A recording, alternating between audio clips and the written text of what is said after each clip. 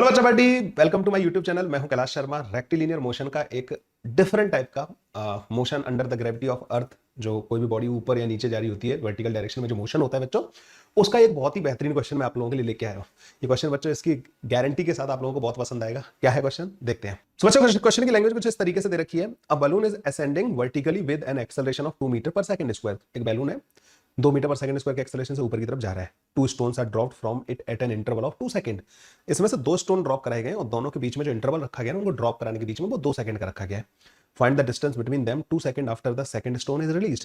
दूसरा वाला स्टोन जब रिलीज किया ना उसके 2 सेकंड बाद आप लोगों को इनके बीच का डिस्टेंस बताना है। ठीक है, सेकंड वाला स्टोन जब रिलीज किया ना उसके 2 सेकंड बाद, मतलब पहले वाले स्टोन के 4 सेकंड बाद और दूसरे वाले स्टोन के 2 सेकंड बाद आप लोगों को ये बताना है कि दोनों स्टोन के बीच का डिस्टेंस क्या होगा।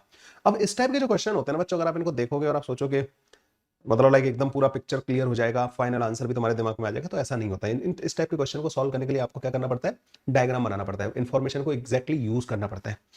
तो सबसे पहली बात, मेरे को यहाँ पे जो है एक बलून दे रखा है। ठीक है, तो बलून बना देते हैं बच्चों। यहाँ पे एक सपोज करो ये एक बलून हो गया। तो बच्चों बलून सपोज करो यहाँ पे, और इसने यहाँ पे पहला stone t equal to 0 second पे रिलीज किया। क्या इन्होंने ये बोला कि t इक्वल टू 0 पे बलून मोशन में नहीं था? ऐसा तो कुछ नहीं बोला। मतलब बलून की कुछ मोशन हो सकती है, लेट्स से कि इसकी स्पीड u के बराबर होगी। अच्छा, इसका एक्सेलरेशन भी दे रखा है बच्चों 2 मीटर पर सेकंड स्क्वायर के बराबर। ठीक है, तो बलून का acceleration 2 metre per second square के बराबर है। ये वाला स्टोन जैसे आप रिलीज करोगे, रिलीज करने का मतलब होता है इस स्टोन के पास वही वेलोसिटी होगी जो बलून के पास है। तो ये u वेलोसिटी से आ रहा है, लेकिन अब ये हवा में आ गया तो एक्सेलरेशन बच्चों फोर्सेस की वजह से आता है। अब इस पे जब हवा में आ जाएगा तो बच्चों इसका एक्सेलरेशन कितना हो जाएगा? इसका एक्सेलरेशन बच्चों g के बराबर हो जाएगा, क्योंकि इस पे सिर्फ mg फोर्स लग रहा होगा। अच्छा, जब ये स्टोन बलून के अंदर था ना, तो बलून के सरफेस पे रखा था या बलून में कोई बंदा था जो उसको पकड़ के रखा हुआ था, वो एक एडिशनल फोर्स लगा रहा था mg के अलावा, जिस वजह से बलून के साथ ये ऊपर की तरफ एक्सेलरेट हो रहा था। बंदे का जो फोर्स था वो mg से ज्यादा था, जिस वजह से ये जो है स्टोन ऊपर की तरफ 2 metre per second square acceleration से जा रहा था। लेकिन जैसे ही एक बार बलून से ही हवा में आया, हवा में आते बच्चों इस पर ओनली फोर्स कौन सा लग रहा है? बंदे ने इससे कांटेक्ट छोड़ दिया, बंदा जो फोर्स लगा रहा था इसको स्टोन को पकड़ने के टाइम पे, वो फोर्स हट चुका है। तो जैसे हवा में आया ओनली mg फोर्स लग रहा होगा, तो इसका एक्सेलरेशन g के बराबर होगा और इस तरीके से यहाँ पे एक्सेलरेशन आएगा। t इक्वल टू 0 पे बच्चों ये कंडीशन बनेगी। आफ्टर सम टाइम क्या होगा बच्चों? 2 सेकंड बाद, 2 सेकंड बाद बच्चों ये बलून जो है थोड़ा सा ऊपर आ जाएगा। यहाँ आ गया लेट्स से, तो बलून बच्चों हमारा यहाँ पे पहुंच गया है ना। 2 सेकंड बाद बलून भी तो चल रहा है, बलून का एक्सेलरेशन है ना। अब 2 सेकंड बाद ये वाला स्टोन, यहां से एक और स्टोन इससे रिलीज किया गया, इस बलून के अंदर से एक और स्टोन रिलीज किया गया। अच्छा, 2 सेकंड बाद बलून की वेलोसिटी कितनी हो जाएगी? u प्लस का 4 के बराबर। क्यों? क्योंकि 2 मीटर पर सेकंड स्क्वायर से एक्सेलरेट हो रखा है बलून जो है। ठीक है, बलून का एक्सेलरेशन भी है ना 2 मीटर पर सेकंड स्क्वायर। इसकी यहाँ पे वेलोसिटी कितनी थी बच्चों? u मीटर पर सेकंड के बराबर। तो 2 सेकंड बाद कितनी हो जाएगी बच्चों? v equal to u plus का et फॉर्मुला लगाएंगे तो यहाँ पे हो जाएगी u प्लस का acceleration into time. Acceleration into time मतलब t इक्वल टू 2 सेकंड है। ये 2 सेकंड हो गए, 2 सेकंड में कितनी वेलोसिटी में चेंज आएगा? 4 का। तो ये बच्चों इतना हो जाएगा। तो जब आप यहाँ से स्टोन रिलीज करोगे ना बच्चों, तो वो स्टोन भी u प्लस का 4 से चल रहा होगा, उसका एक्सेलरेशन भी g के बराबर हो जाएगा, क्योंकि अभी हवा में आ चुका है ना।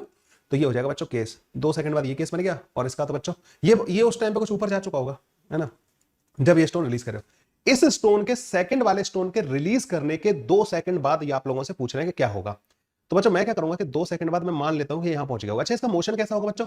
देखो स्टोन अगर तुम बलून के रेस्पेक्ट में देखोगे तो नीचे जाता दिखेगा, क्योंकि उन्होंने तो छोड़ दिया। बलून के रेस्पेक्ट में कैसा लगेगा कि आपने स्टोन को छोड़ दिया, अब उस पर इसका जो बलून के रेस्पेक्ट में जो एक्सेलरेशन आएगा ना वो g प्लस का 2 के बराबर आएगा, और इसी बलून के रेस्पेक्ट में वेलोसिटी, इनिशियल वेलोसिटी 0 आएगी।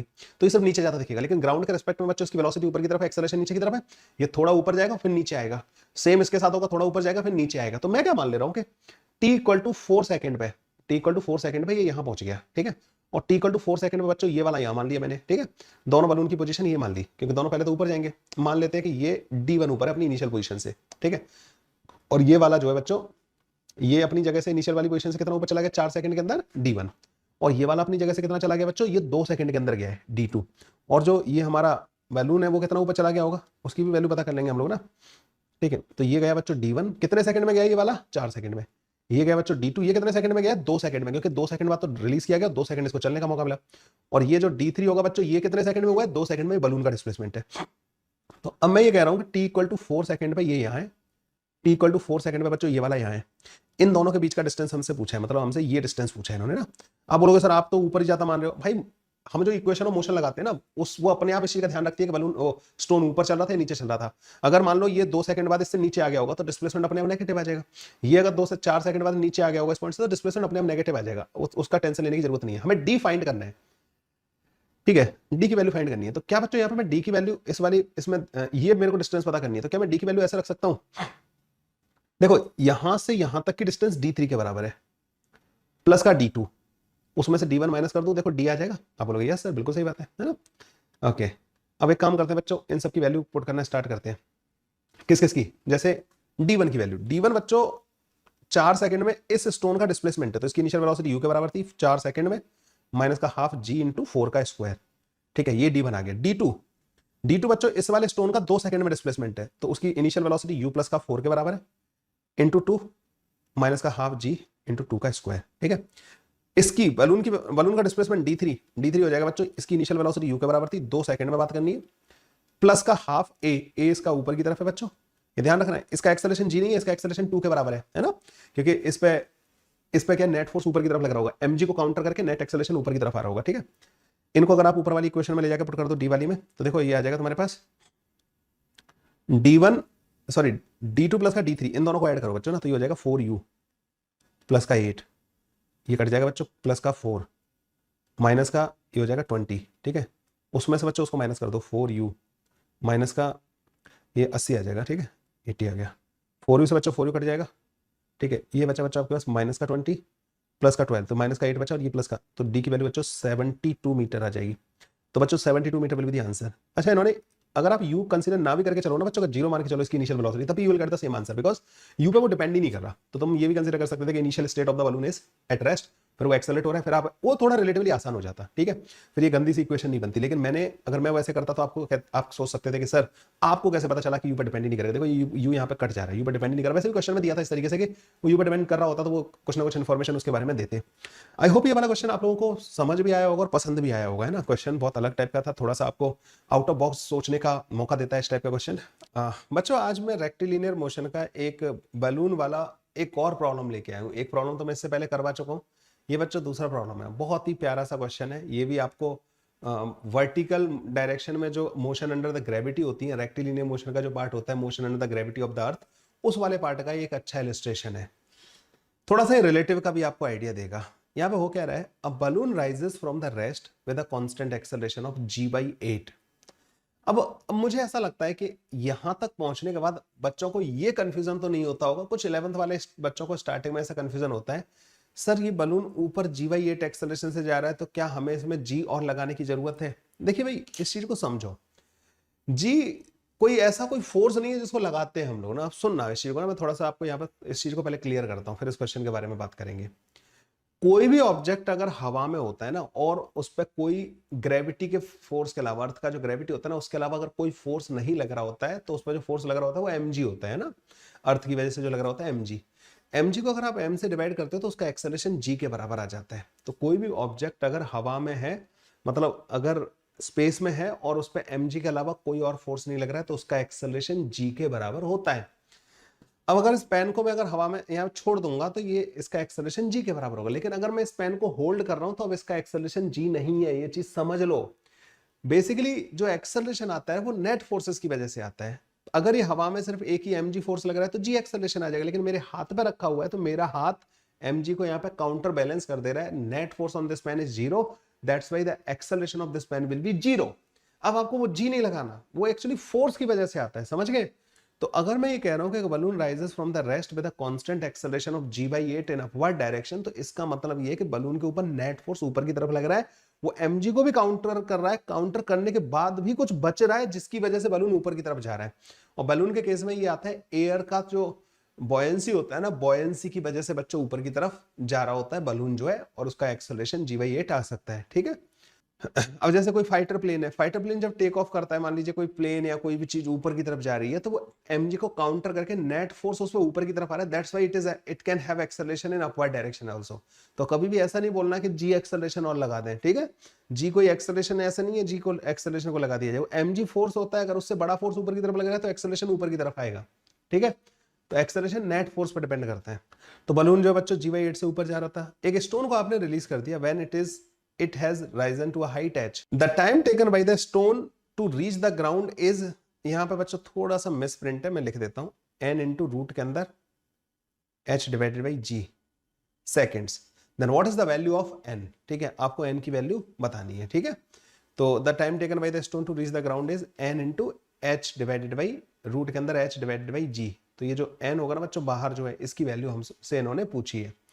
तो बच्चों थोड़ा सा डायग्राम वगैरह बनाते हैं। ऐसे क्वेश्चंस में डायग्राम बनाना ही पड़ेगा। आप लोगों ने रेक्टिलिनियर मोशन, मतलब ज्यादातर बच्चे ओवर कॉन्फिडेंट रहते हैं इस टॉपिक के अंदर ना, लेकिन आप लोगों ने देखा होगा जितने भी मैंने क्वेश्चंस कराए हैं आप लोगों को, उनमें आपको डायग्राम बनाना, बहुत कुछ करना पड़ता है, तब जाके कहीं आंसर आपको मिल पाता है ना।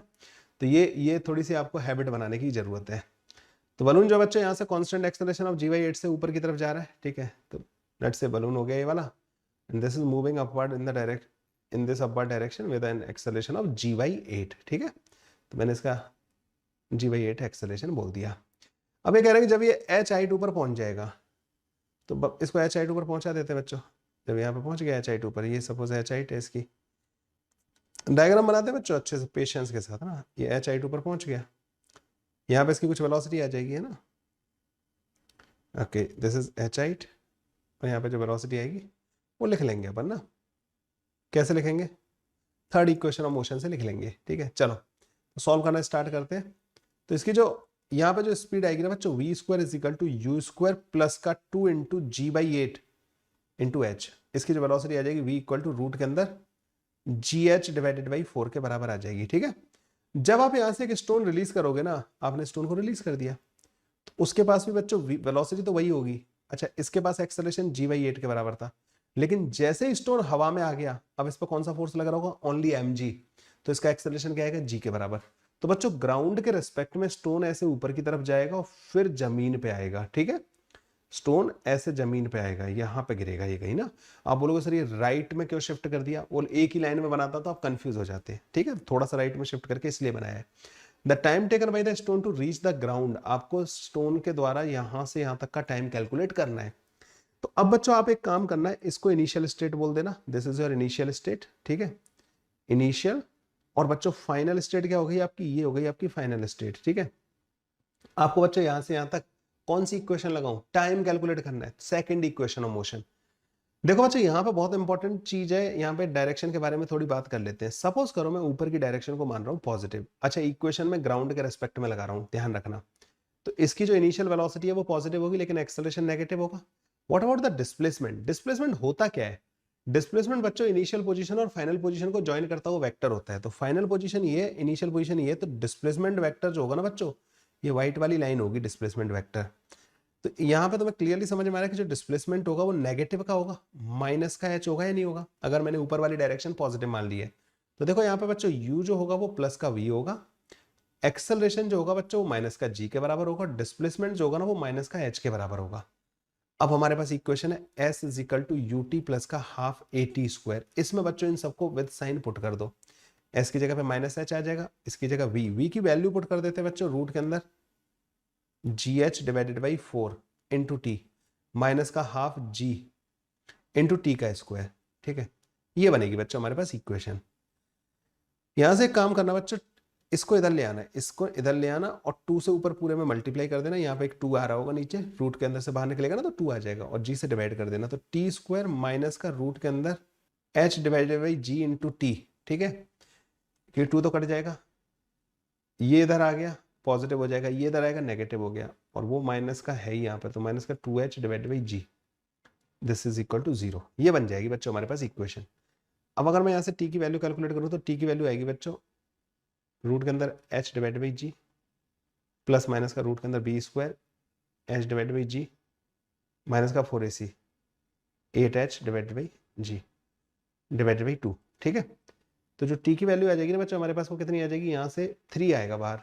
तो t की वैल्यू ऑब्वियसली बात है नेगेटिव वाली तो नहीं ले सकते, तो पॉजिटिव वाली लेंगे। 3 और 1 4 2, तो 2 रूट के अंदर h divided by g will be the answer of this question.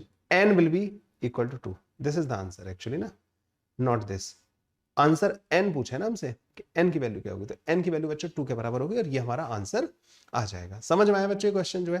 तो इसमें आपका वो वाला कॉन्सेप्ट भी कवर हो गया जिसमें किसी पार्टिकल को h हाइट से ऊपर की तरफ फेंकते हैं और उसको जमीन पर पहुंचने में कितना टाइम लगता है, वो वाला कॉन्सेप्ट भी बच्चों ये वाला फॉर्मूला है जो हमें लगाना होता है अगर हमें किसी भी h हाइट से पार्टिकल को ऊपर की तरफ फेंका या नीचे की तरफ फेंका। बस ये as second equation of motion से टाइम की वैल्यू कैलकुलेट करते हैं। जेई मेन वगैरह में इस टाइप के क्वेश्चन आने के काफी चांसेस बने रहते हैं। उम्मीद करता हूँ ये क्वेश्चन आपको पसंद आया होगा। लाइक शेयर सब्सक्राइब करना मत भूलिएगा, और बेहतरीन क्वेश्चंस के लिए आप लोग कमेंट कर सकते हैं। आप कुछ अगर आपके कोई सजेशन हो कि सर इस टाइप की सीरीज स्टार्ट करिए, that also I can try. Thank you बच्चों, बाय बाय, टेक केयर।